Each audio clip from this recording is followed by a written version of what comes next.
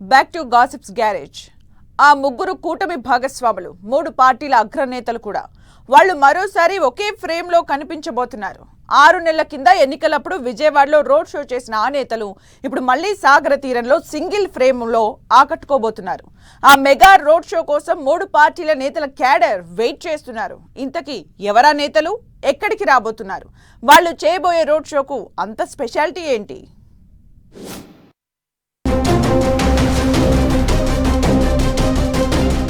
మరోసారి ఒకే ఫ్రేమ్లో మోదీ, బాబు, పవన్. ఈ నెల 8న వైజాగ్కు ప్రధాని నరేంద్ర మోదీ. బాబు, పవన్తో కలిసి రోడ్ షో చేయనున్న పీఎం.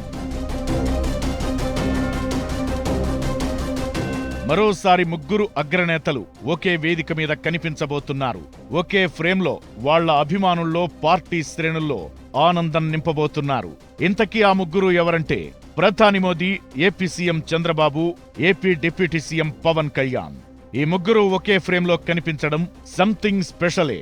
ముఖ్యంగా ఏపీ ఎన్నికల సమయంలో Pawan Modi discussion, videos, photos ఎంతగా వైరల్ గా మారాయో తెలియంది కాదు.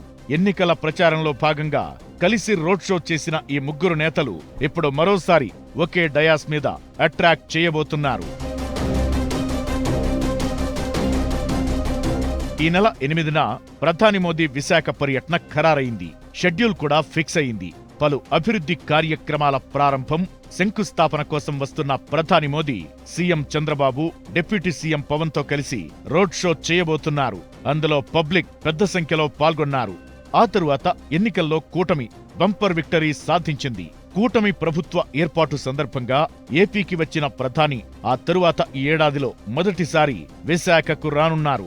భారీ విజయం దక్కించుకున్న కూటమి నేతలు చేయబోయే ర్యాలీపై ఇప్పుడు క్యాడర్లో ఎంతో ఆసక్తి ఏర్పడింది.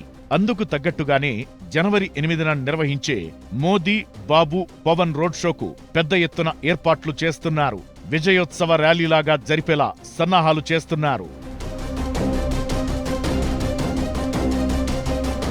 ప్రధాని ఈ నెల 8న మధ్యాహ్నం 3 గంటలకు విశాఖ ఎయిర్పోర్ట్కు చేరుకుని అక్కడి నుంచి నేరుగా ఆంధ్ర యూనివర్సిటీ ఇంజనీరింగ్ కాలేజీ గ్రౌండ్కు చేరుకుంటారు. ఎన్టీపీసీ ఆధ్వర్యంలో ఏర్పాటు కానున్న గ్రీన్ హైడ్రోజన్ ప్రాజెక్టుతో పాటు రైల్వే జోన్ పరిపాలన భవనాలు, ఇతర అభివృద్ధి కార్యక్రమాలకు వర్చువల్ విధానంలో శంకుస్థాపన చేసి బహిరంగ సభలో ప్రసంగిస్తారు. 6 నెలల పాలనలో సాధించిన విజయాలపై వివరించేందుకు రెడీ అవుతున్నారు కూటమి నేతలు. సభకు 1,00,000 మంది హాజరవుతారని అంచనా వేస్తున్నారు.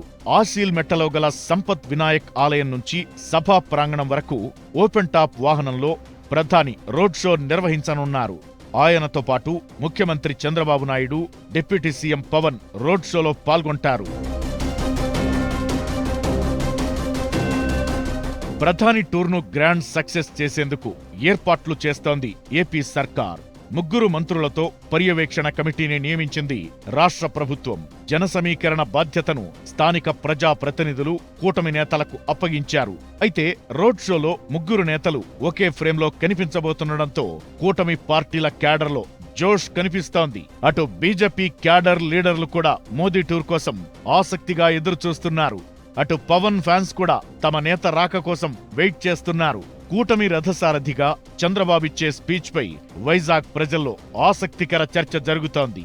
అయితే ప్రధాని మోదీ వరాలు ప్రకటిస్తారని, స్టీల్ ప్లాంట్ పై ఏదైనా ప్రకటన చేస్తారని భావిస్తున్నారు ప్రజలు. చూడాలి మరి మోదీ టూర్ను కూటమి నేతలు ఏ రేంజ్లో సక్సెస్ చేయబోతున్నారు.